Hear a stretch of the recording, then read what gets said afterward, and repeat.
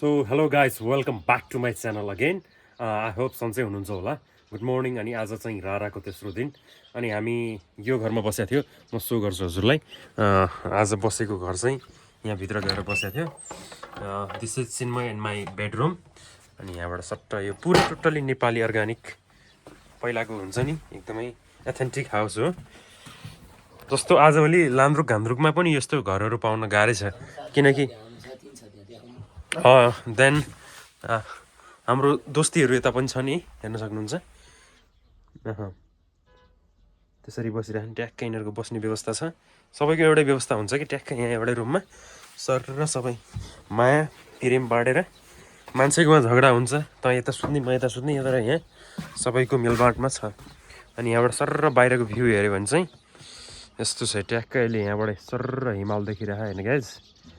अनि यतापट्टिको यो साइडबाट पनि देखिरह, यहाँ देखिँदैन अहिले।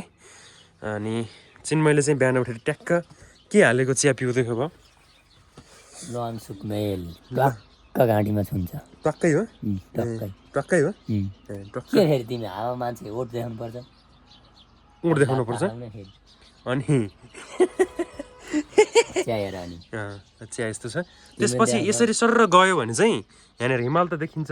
त्यसपछि यस मुनि चाहिँ यो बाटो चाहिँ हुम्ला जाने हो। ओके, यो बाटो चाहिँ पारीको बाटो चाहिँ हुम्ला जान्छ। त्यसपछि यहाँ तल यहाँनिर खोल्सानेर त्यहाँ यो पहाड भयो, यताको पहाड भयो। यहाँ तल चाहिँ खोल्सामा कर्णाली नदी सर बगिरह यहाँबाट देखिन्न guys. So this is the view we are staying at right now in the गमगढीको फेद हो यो चाहिँ। अनि गमगढीको थोरै यहाँबाट हेर्नु हो भने गमगढीको सहर पर्छ गाइज। र आज हामी रारा जाँदैछौँ। So we are totally excited होइन, अब के भनौँ, टोटली एक्साइटेड। अनि तर यो पश्चिम भागमा चाहिँ यहाँ थोरै धेरै राम्राहरू ठाउँ छन्, तर पर्यटकीय रूपमा एकदमै अनविकसित रहेछ क्या यहाँ। किनकि अब खै पिछड्डाको हो कि सरकारले नै त्यस्तै गरेको हो कि अब धेरै टाढा भएर नर्मल्ली आउन 3-4 दिन लाग्ने नै भएर हो कि अब सबै चिज यताउता। यहाँको बस्ती पनि ठुलै छ, जस्तो हामीले अलि बढी बस्ती देखेको चाहिँ जुम्लामा हो, त्यस्तो थियो ल। सो हेर्दै गर्नुहोस् आजको दिन कस्तो हुन्छ।